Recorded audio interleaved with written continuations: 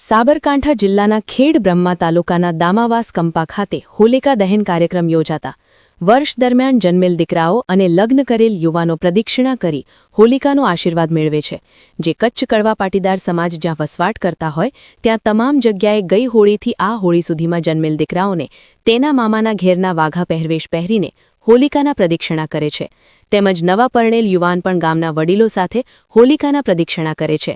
આમ આ નિમિત્તે બહાર વસતા ગામના પોતાના વતન આવી આમ હોળીનો ઉત્સવની અનેરી ઉજવણી કરવામાં આવે છે. રિપોર્ટર દિનેશભાઈ પી. પટેલ, 4 તાલુકા મંત્રી શ્રી, GPMC ન્યૂઝ 24/7 લાઈવ.